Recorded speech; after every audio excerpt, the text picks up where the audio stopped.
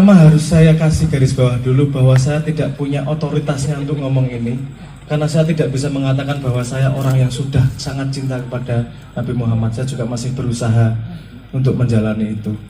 Tapi kalau kita belajar dari cinta sama apa namanya, lawan jenis, itu pertama yang berjalan apa? Bagaimana dia hadir dalam kesadaranmu. Entah hadir lewat mata, entah hadir lewat telinga, entah hadir pada imajinasimu, entah hadir ketika kamu mandi. Pokoknya dia hadir terus pada apa namanya? Oh, gak usah mikir juru-juru. Pokoknya dia, bagaimana dia hadir dalam hidupmu. Ketika kalau saya mengalami dengan Kanjeng Nabi itu, ketika saya semakin menghadirkan Kanjeng Nabi dengan belajar, dengan mengetahui, dengan mencoba melihat Kanjeng Nabi sebagai manusia, bukan sebagai Nabi. Karena perilaku, jangan lupa Nabi Muhammad itu juga manusia. Dan betapa beratnya sebagai manusia menghadapi tanggung jawab seperti itu. Kalau tadi masnya tadi tanggung jawab rumah dulu, Kanjeng Nabi itu tanggung jawabnya semesta alam ya, rahmatan lil alamin ya. Dan kita adalah bagian dari yang digendong Kanjeng Nabi. Kalau saya berdoa tuh nggak banyak-banyak kok. Saya berdoa cuma begini, jangan sampai saya memberatkan beban Kanjeng Nabi. Ampuni, pokoknya jangan sampai saya memberatkan Kanjeng Nabi. Karena Kanjeng Nabi sudah sedemikian rupa mengangkut jagat raya ini dan menjadi hadiah dari Allah untuk manusia dan alam semesta. Hadirkan dia dalam hidupmu. Lihat bahwa semua ini ada Kanjeng Nabi dan ada Allah di situ. Segitiga cinta. Tidak mungkin ada kehadiran benda tanpa ada Nur Muhammad dan tanpa tajalli Allah. Tanam kesadaran itu setiap hari. Kalau kamu sudah bisa menghubungkan Kanjeng Nabi dan personalmu, kamu akan kemudian merasakan ketergantungan dalam tanda petik, akan merasakan kekangenan tersebut, sepemahaman saya. Salah satu caranya tadi dengan apa namanya, saya sambung aja dengan sholawat itu tadi. Sholawat itu kenapa? Saya juga nggak tahu peraturannya ya. Saya cuma tahu dari diri saya sendiri, yang saya pahami. Kenapa sholawat kita pakai bahasa Arab?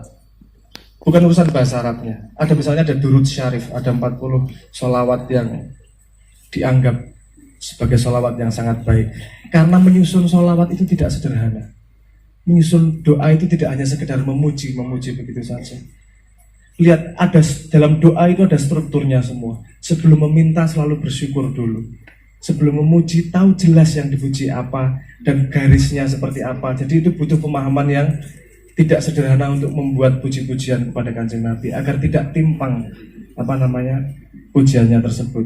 Kalau kita pakai bahasa Arab, karena kita percaya yang membuat sholawat tersebut adalah orang-orang alim, orang-orang yang pengetahuannya tinggi. Daripada kita nanti salah bikin, lebih baik pakai itu. Tapi kamu juga boleh kalau merasa dekat dan personal sama Kanjeng Nabi. Saya dulu juga pernah seperti itu, karena saya sudah gak bisa menampung pakai sholawat seperti itu. Saya cuma bisa diem, cuma Kanjeng Nabi minta maaf nyuwun ngapura, aku jadi umatku yang tidak bisa ringankan bebanmu, aku malah nambahi jadi umatmu sing ora apik. Ya aku berambangi, aku nek wis apa senenge ngomong tentang Kanjeng Nabi. Karena aku malah ora gayeng meneh iki nek aku nangis. Saya enggak rasa ditepuki.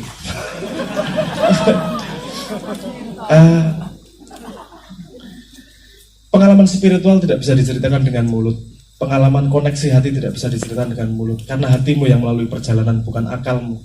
Yang bisa dikatakan oleh kalimat, bisa diwakili oleh kata hanyalah yang ada dalam pikiran. Tapi dalam hatimu kamu yang bisa mengalami. Sama Kanjeng Nabi itu ora iso, gak bisa kalimat apapun kecuali minta maaf. Karena aku sebagai umatnya minimal orang malu merusak lah. Minimal orang malu nambahi ruwetnya lah. Karena Kanjeng Nabi sudah sedemikian rupa bersedia mengangkut sesuatu yang kalau ditaruh di laut-laut akan kering, ditaruh gunung-gunung akan pecah, hanya demi bedes-bedes seperti kita ini. Dan bedesnya kemaki nyekeli apa yang dipegang oleh Kanjeng Nabi. Gak pantas saya ngomong kebenaran, gak pantas saya ngomong ilmu. Saya berani minta maaf sama Kanjeng Nabi. Coba untuk mengetahui tetesan air, untuk mengetahui bobot dari tetesan air, mutmainnah, tenangkan hatimu. Karena permukaan danau yang bergolak tidak bisa mengetahui rintik hujan. Tapi permukaan danau yang tenang setetes air akan menjadi gelombang yang besar yang bisa dirasakan. Tenangkan hatimu, wukuf, ingat-ingat Kanjeng Nabi, cari sambungannya pada dirimu dan rasakan kehadiran Kanjeng Nabi dalam dirimu. Saya nggak tahu jalannya seperti apa, tapi perjalanan yang saya alami seperti itu. Aku nek wis ngomong Kanjeng Nabi ku mung nongas nangis wae iki.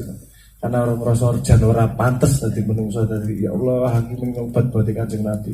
Dadi ribut-ribut urusan agama bener salah ki aku rawani-rawani tenan.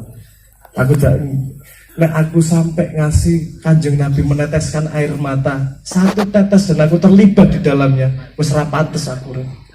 Lah piye iki malah emosional iki kok. Ngapunten. Jadi intinya ngoten nggih. Apa sebenarnya rasakan betapa Kanjeng Nabi ikut ngangkut jagat ini dan beliau bersedia ngangkut itu.